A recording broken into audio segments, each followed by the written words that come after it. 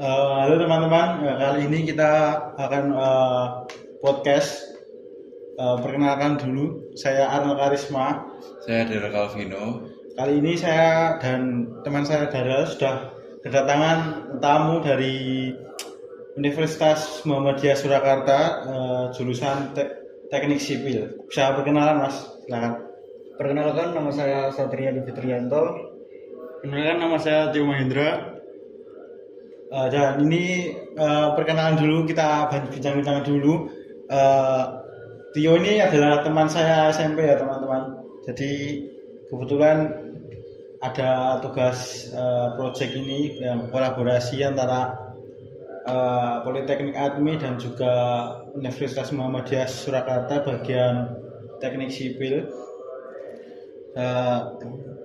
Kali ini kita akan membahas tentang bencana alam yaitu gempa bumi. Kita bisa lihat di beberapa tahun belakang banyak sekali bencana. Salah satunya juga bencana gempa bumi, di mana banyak sekali korban yang berjatuhan karena bencana gempa bumi. Dan juga gempa bumi itu tidak memandang daerahnya juga, karena banyak daerah di Indonesia yang dalam apa namanya lingkaran yang gunung api itu, sehingga menyebabkan daerah di Indonesia banyak sekali terjadi gempa bumi. Salah satu contohnya yaitu yang kemarin di gempa di Palu yang menyebabkan juga tsunami dan juga korban yang banyak juga. Banyak sekali bangunan-bangunan yang roboh sehingga memakan juga kerugian material yang cukup banyak. Kali ini kita akan langsung saja membahas tentang bencana alam. Sebetulnya kalau menurut teman-teman itu bencana alam itu bisa di kayak misalnya ibarat katanya itu sedia payung sebelum hujan. Jadi sedia peralatan dulu sebelum terjadi hujan. Ya, itu menurut tanggapan teman-teman itu gimana ya? Menurut tanggapan teman-teman yang dari teknik sipil, kira-kira dalam mengatasi bencana itu kira-kira apa yang perlu disiapin gitu?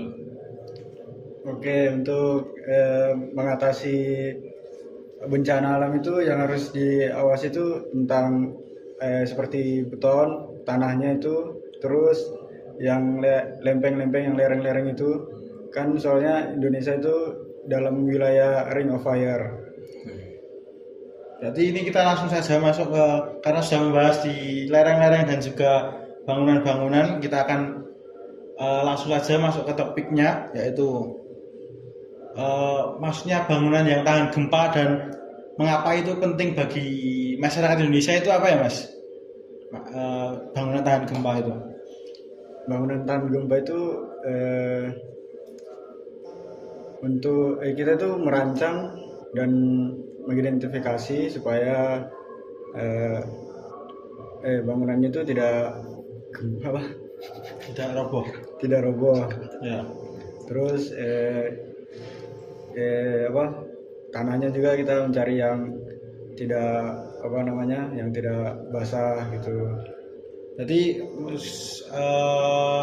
peran bangunan tahan gempa di Indonesia itu cukup penting ya berarti ya. Karena selain mengurangi biaya kerusakan material, juga dapat mengurangi korban jiwa di korban yang ada di saat gempa tersebut. Nah, dan itu bagaimana peran kan nanti kan lulus kan jadi insinyur teknik sipil ya. Bagaimana peran teman-teman ini dalam mendesain bangunan tahan gempa itu? Peran sangat besar atau gimana? Sangat besar karena yang mendesain itu kan insinyurnya. Ya. Nanti untuk yang lain kayak arsitek itu kayak langsung gambar kayak kuli-kulinya itu, mohon maaf, itu langsung menyuplai materialnya gitu. Jadi yang ngitung, yang mendesain itu semuanya insinyurnya. Menganalisis data. Berarti insinyurnya menganalisis data, kemudian berkolaborasi dengan arsiteknya dalam menggambar supaya menghasilkan bangunan tahan gempa yang baik dan yang benar ya. Ya, betul. Kalau kan tadi Mas saya bilang yang pemilihan lokasi bangunan berpengaruh dalam kondisi selanjutnya baik atau benarnya ya. Karena apa itu faktor pemilihan bangunan supaya bangunan tersebut itu tidak mudah rusak, sehingga tahan gempa. Itu pemilihannya juga tergantung dengan tanahnya juga.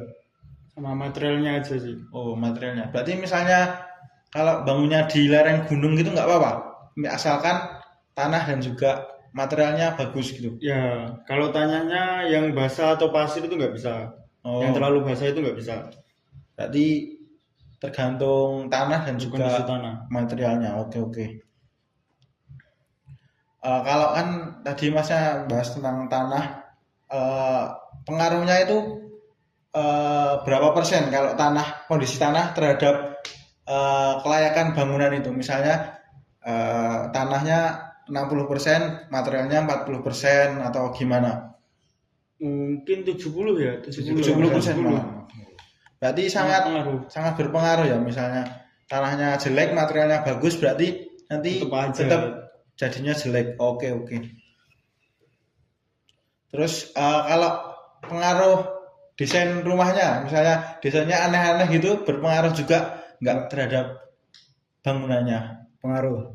Sangat pengaruh juga sih. Soalnya kalau kotak itu kotak sama bulat itu lebih kokoh timbang yang bentuknya L, T sama U. Oh, berarti misalnya nih konsumen minta bentuknya aneh-aneh, terus ternyata situasi tanah dan materialnya itu nggak mendukung. Itu respon Masnya gimana? Misalnya apa bilangin baik-baik atau Ya, gimana? mungkin dibilangin dulu sih pertamanya. Kalau maunya masih gitu ya tetap udah. berarti dikasih tahu resikonya ya. Resikonya kayak lebih gini. besar gitu. Ya, siap. Terus kalau misal di tempat yang kayak di dataran tinggi itu, terus itu kan di dekat gunung, misalnya kayak di Gunung Merapi itu kan pernah kejadian Gunung Merapi meletus, itu kan gempa tuh, pasti gempanya juga dahsyat kan. Nah, kira-kira ada nggak sih bedanya tempat-tempat yang di dataran tinggi yang sering terjadi gempa sama yang di jauh antara sama gempa itu, antara material dan lain-lainnya? Kalau dari tanahnya itu yang dari kayak gunung habis erupsi itu lebih bagus tanahnya.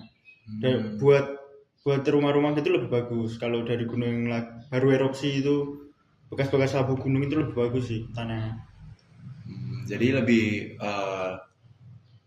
lebih gampang bangun di dataran tinggi dibanding dataran rendah ya? Atau Ya gimana? kalau apa itu namanya, bahan-bahannya lebih bagus dari gunung sih. Untuk Makanya kayak pasir gitu. banyak tambang pasir di daerah gunung. Di daerah Oke. gunung.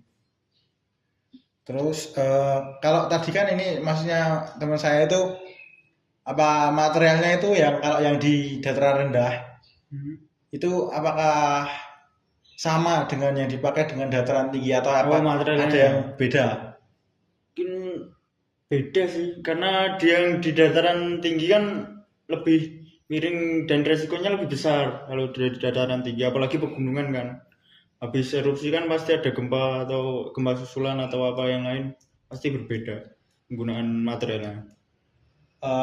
Kan saya orang awam dari bagian pembangunan. Saya boleh tanya tentang apa itu fungsi utama dari pondasi ya, Mas? Untuk pondasi sih biar gimana ya? Biar kokoh. Pondasi itu menyalurkan beban yang ada di atas. Nah, ke bawah tanah kan sampai ke bawah. Itu menyalurkan aja. Berarti biar sebagai penahan beban. Ya. Misalnya berhubungan dengan dataran tinggi, kalau kan itu beda-beda itu pondasinya berarti kan. Ya. Kalau dataran tinggi rendah sama tinggi. Nah kalau kayak gitu pondasinya ada yang khusus nggak kalau dalam dataran tinggi dan dataran rendah, dan sama menyangkut kalau gempa gitu? Kalau gempa apa sama aja? Gimana? Mungkin beda ya kalau ada yang tinggi atau yang rendah, soalnya kan lereng. Ada yang pondasinya lebih besar, ada yang pondasinya lebih kecil. Berarti tergantung besar dan kecilnya Tergantung bangunan. lerengnya. Oh, tergantung lerengnya. Kalau besar dan kecilnya itu tergantung bangunan, ukuran bangunannya atau Ukuran sih tergantung ukuran bangunan sama tingginya. kalau standar bangunan yang baik dan yang benar itu kayak gimana Mas? Bangunan yang baik dan benar. Standar. Apa yang desainnya kotak atau gimana? Ya, yang kotak sama yang lingkaran itu lebih bagus, lebih kokoh sih daripada yang bentuk lain kayak ya tadi L, T, U itu maksudnya lebih kokoh yang kotak sama lingkaran sih, yang bulat lebih kokoh. Lingkaran itu gimana maksudnya? Bentuknya lingkaran gitu. Gimana ya? Gedung tinggi. Oh, gedung. gini. Ya, Akhirnya ya. gini. Lingkaran gini, Oh, lebih kokoh itu sih. baik. Kalau dalam pembelajaran Masnya di universitas itu diajarkan tentang komposisi bangunan yang baik itu apa enggak ya? Komposisi itu dari betonnya atau? Ya. Oh, dari betonnya. Dari betonnya itu ya ada kayak pemakaian pasir berapa persen, airnya berapa persen, kerikil, semen, banyak sih yang dari satu beton itu.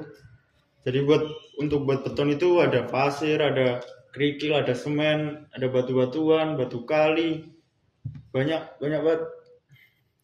Kalau kan kalau yang tak lihat di internet kan banyak itu teknologi-teknologi yang ada di Jepang untuk menahan gempa itu yang di bawah kayak dikasih per atau apa Oh, di itu. pondasinya. Nah itu gimana tanggapan Mas untuk dibawa ke Indonesia, misalnya dibawa di Indonesia, tanggapannya gimana? Kurang make sense sih. Karena gimana ya? Untuk dilihat aja kayak gimana gitu. Untuk apa ya? Lihatnya kurang aja gitu Mas. Kayak kurang gitu. Misalnya, tapi ini kan di dalam subjektifnya Masnya. Ya. Kalau dalam dunia bencana alam, misalnya fungsinya atau manfaatnya bagi saat ada bencana. Kalau fungsi sih menurutku ya bagus-bagus aja sih kalau masuk ke Indo. Terus begitu, kalau apa yang Mas ingin lakukan atau langkah yang akan dilakukan saat jadi insinyur nanti dalam menghadapi bangunan yang rawan runtuh dalam saat bencana gempa? Dalemin pondasi satu dan materialnya juga tanah juga, lihat tanahnya yang mau dibangun bangunan itu pondasinya didalemin biasanya, sama lihat materialnya yang bagus aja sih, cari material yang bagus itu. Berarti tanah itu berpengaruh. Misalnya ada konsumen nih minta punyanya tanah di situ padahal tanahnya jelek, itu apa yang harus dilakukan sehingga bangunan tersebut itu dapat berdiri di situ? Misalnya gimana ya, konsumen itu punyanya tanah cuma di situ gitu loh. Oh ya, paham. Itu lebih ke kokohin pondasinya aja sih. Oh, Jadi kalau bisa menopang gitu loh, kalau tanahnya kan kurang baik kan tanahnya, jadi didalemin pondasinya atau dikokohin pondasinya, materialnya juga, jadi kan bisa ditopang itu gitu. contoh tanah yang nggak baik itu kayak gimana Mas? Yang basah katanya tadi. Ya basah kayak lumpur atau pasir yang sangat pasir gitu. Ya tanah yang bagus itu ya standar sih, tanah Yang kayak padat. Yang padat. enggak basah enggak kering. Jadi tengah-tengah. Resikonya itu apa ya? Kalau biasanya kalau tanahnya basah tapi tetap maksa bangun, nah resikonya yang terjadi itu apa? Kalau basah biasanya sih ambles ya. ambles aja. Terus kalau misal mau tanya nih, Om, gimana kalau misal apa perbandingan kalau misal gempa terus di antara dua tanah itu dan pondasinya sama-sama kuat, apakah ada pengaruhnya? meskipun pondasinya sama-sama kuat atau tetap sama aja karena emang pondasinya sudah kuat jadi tanahnya tidak berpengaruh pada hasil yang terjadi pada saat gempa ya. Sangat berpengaruh sih, soalnya itu saling apa, menopang. Tanah menopang pondasi menopang yang apa, beban di atasnya. beban seperti balok itu. Oke, jadi jelas mempengaruhi pondasi yang ada ya kalau jika tanahnya sangat buruk ya. Terus habis itu gimana sih caranya kayak memilih hal yang baik?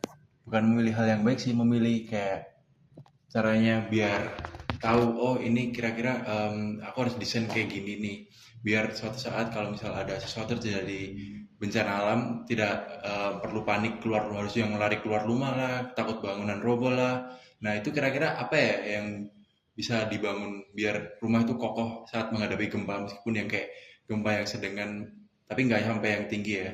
Itu gimana cara ngatasinnya? Cara mengatasinya tuh kita harus menganalisis data dulu, terus kita mencari apa, tanahnya itu baik apa enggak, terus materialnya tuh apakah bagus buat tanahnya bisa menopang saat gempa atau enggak gitu. Sama tinggi bangunannya sih mas biasanya. Kalau lebih tinggi kan lebih beresiko untuk roboh. Oke.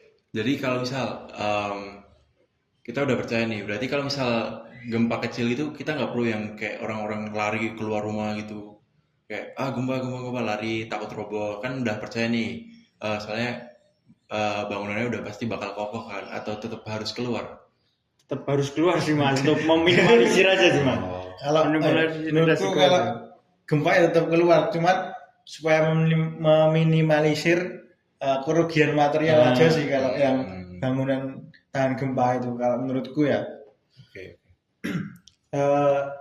Seperti itu teman-teman, kalau bisa itu kita kan tadi bilang sedia payung sebelum hujan, jadi lebih baik kita mempersiapkan segala hal supaya kita tidak tertimpa tangga 2 kali.